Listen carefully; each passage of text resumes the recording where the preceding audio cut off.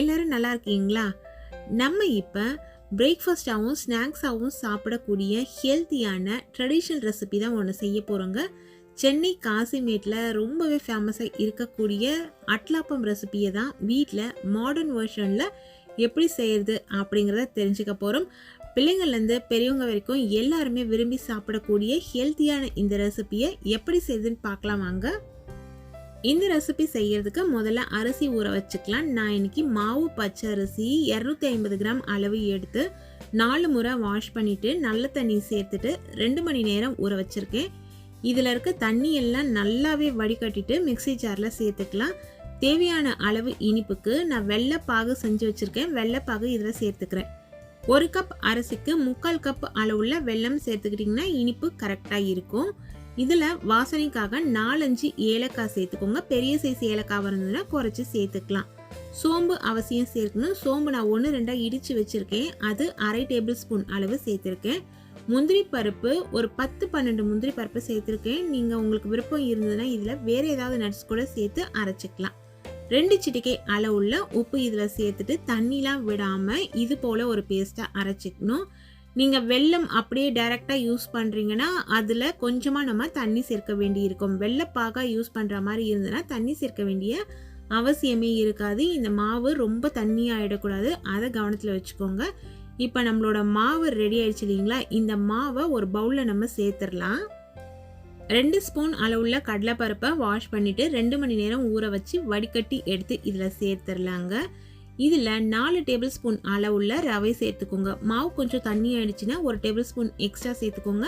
அப்படி இல்லைன்னா ரவையோட அளவு பார்த்து அட்ஜஸ்ட் பண்ணி சேர்த்துக்கோங்க. ரவை ரொம்ப கரெக்டாக இவ்வளவு தான் சேர்க்கணுன்றது இல்லை. சில சமயம் தண்ணியோட பக்குவம் அதிகமாகிடுச்சுன்னா நீங்கள் ரவை 1 ஸ்பூன் எக்ஸ்ட்ரா சேர்க்க வேண்டி இருக்கும். ரவை சேர்த்த பிறகு இது ஒரு 10 நிமிஷத்துக்கு ஊறட்டும். ஊறின பிறகு தான் ரவை அந்த தண்ணியெல்லாம் உறிஞ்சிக்கிட்டு நல்லா நமக்கு மாவு கெட்டியாக மாறும். இப்போ பாருங்கள், சேர்க்கும்பொழுது எப்படி இருந்தது? ரவை தண்ணியெல்லாம் உறிஞ்சிக்கிட்டு நல்லா ஊறின பிறகு இந்த மாவு கொஞ்சம் திக்காக இருக்குது.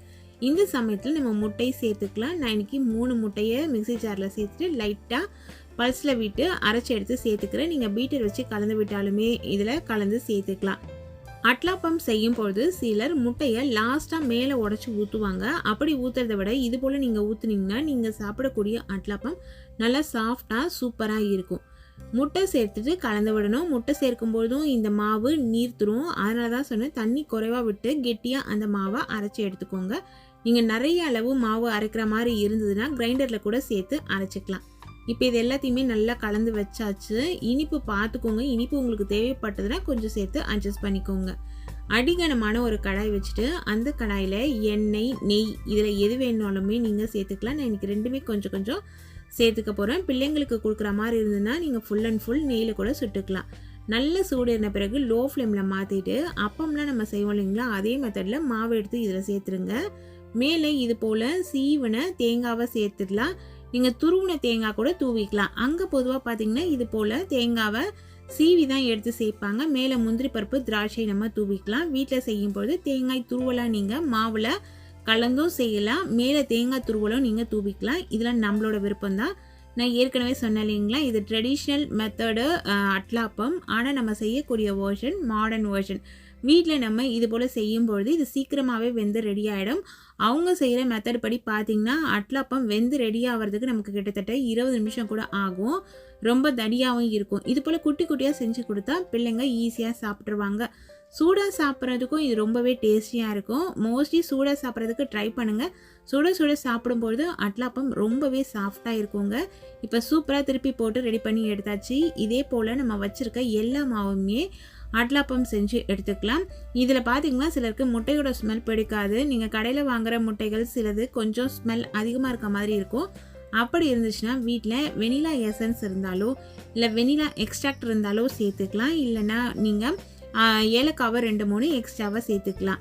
இது போல் மெத்தடில் ஒரு முறை நீங்களும் உங்கள் வீட்டில் அட்லாப்பம் செஞ்சு சாப்பிட்டு பாருங்கள். பிள்ளைங்களுக்கும் கொடுங்க. ஸ்நாக்ஸ் டைமில் ஸ்நாக்ஸ் பாக்ஸு கூட கொடுத்து விடலாங்க. ஈவன் லன்ச் டைமில் கூட சாப்பிட்லாம். இது ஒரு ஹெல்த்தியான ரெசிபி தான். இந்த ரெசிபியை நீங்களும் உங்கள் வீட்டில் செஞ்சு சாப்பிட்டு என்ஜாய் பண்ணுங்கள். Thank you friends.